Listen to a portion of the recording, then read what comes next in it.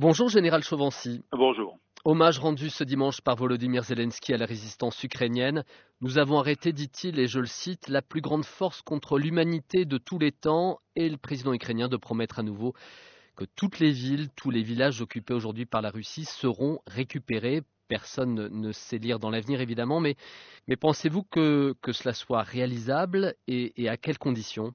Je crois que le président Zelensky n'a pas trop le choix. Il doit continuer à mobiliser son opinion publique, ses combattants qui souffrent beaucoup sur le terrain. La réalité est sans doute tout autre, hein, même si on ne peut jamais préjuger de l'issue d'une guerre. Il y a toujours des surprises. Pour l'instant, constatons que le but de reconquérir l'intégralité du territoire ukrainien tel qu'il était en 1991 est peu vraisemblable à la date d'aujourd'hui. Voilà, qu'une partie du territoire soit peut-être reconquis, notamment dans Donetsk, pourquoi pas, c'est possible, peut-être dans le sud, mais pour l'instant, il est très difficile de faire des pronostics. Donc, nous sommes dans la mobilisation, je dirais, politique par le président Zelensky, ce qui est tout à fait normal, légitime. Maintenant, il y a la réalité du terrain et je ne suis pas certain qu'elle corresponde à ce qu'il a dit. Ce dimanche, Kiev indique que les Russes ont effectué un bombardement massif sur Kostiantynivka, c'est une localité près de Bakhmout. Ce bombardement aurait fait au moins 6 morts. On aura passé cet hiver, Général Chauvency a parlé, a évoqué cette ville de Bakhmout. On avait l'impression que les Ukrainiens allaient l'abandonner. On nous a beaucoup dit qu'elle n'avait aucun intérêt stratégique. Et puis finalement, non. Les Ukrainiens ont tenu. Ils ne contrôlent plus que 30% de la ville, ils le reconnaissent, mais ils tiennent encore. Qu'est-ce qui s'est joué à cet endroit-là ? L'armée ukrainienne s'est dit on ne va pas lâcher, on va tenir le plus longtemps possible pour causer le maximum de pertes, le maximum de tort à l'ennemi. Je dirais que les buts poursuivis n'étaient pas clairs au départ. Il était certain qu'à Bakhmout, la résistance était organisée du côté ukrainien d'une manière très forte, que c'est devenu un objectif politique et militaire pour les Russes de conquête. Et puis, n'oublions pas qu'il y a 3 semaines, un mois, le chef d'état-major Zalouzhny ukrainien avait l'intention, semble-t-il, de garder en bon état les forces engagées à Bakhmout pour d'éventuelles contre-attaques.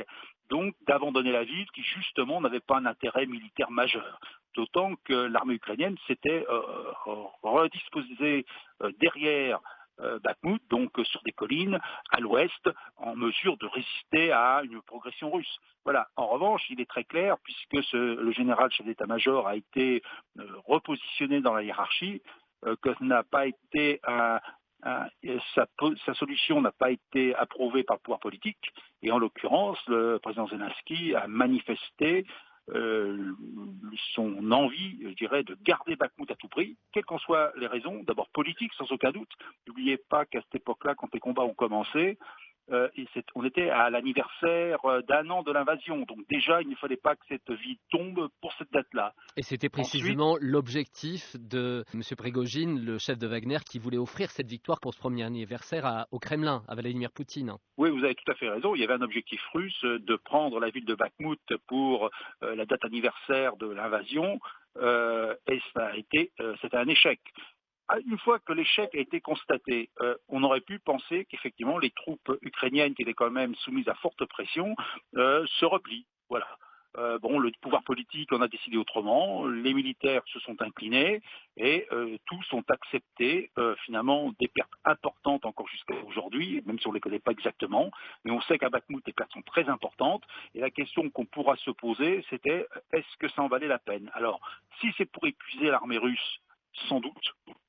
Et encore, voyons les effectifs de l'armée russe qui se recomplètent au fur et à mesure, donc on peut en douter.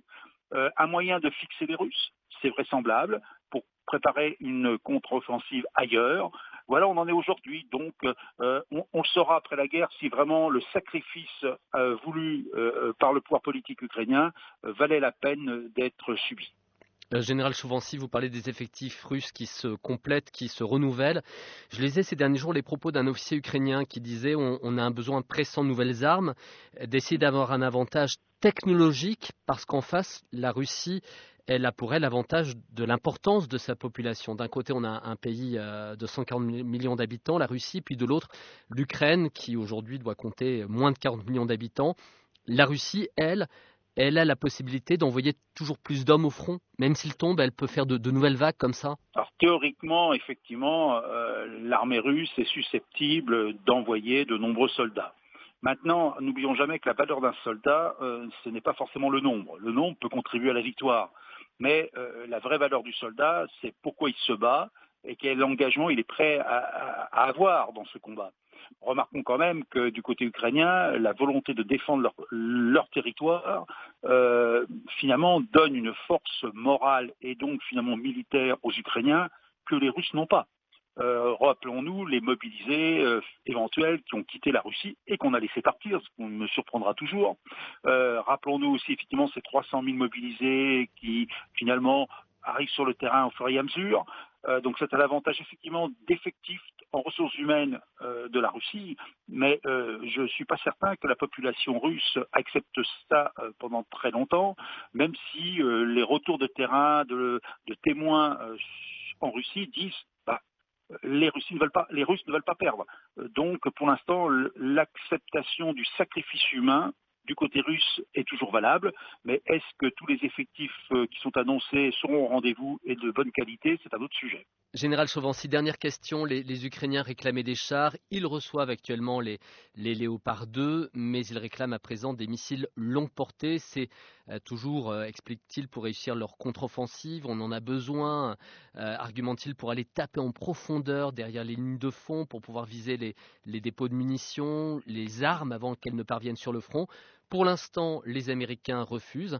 La crainte, c'est que tout cela ne dérape encore plus, que le conflit devienne incontrôlable. Oui, alors moi je dirais qu'aujourd'hui, on a deux raisons qui expliquent, je dirais, la réticence américaine.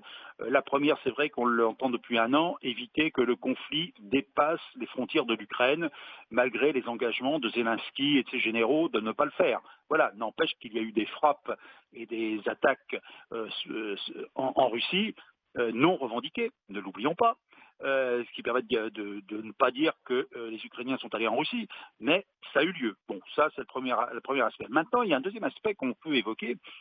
Est-ce que même les Américains ne sont pas arrivés en limite de capacité de production d'armement et que eux-mêmes finissent par se sentir en difficulté, non pas parce qu'ils n'auraient plus de stock, mais justement, les stocks, il faut les recompléter. Et que là, peut-être, ils se disent, je dois préserver mes capacités militaires, donc les Américains doivent préserver leurs capacités militaires, et qu'on ne peut pas tout donner. Et je crois que c'est aussi une partie de la réponse.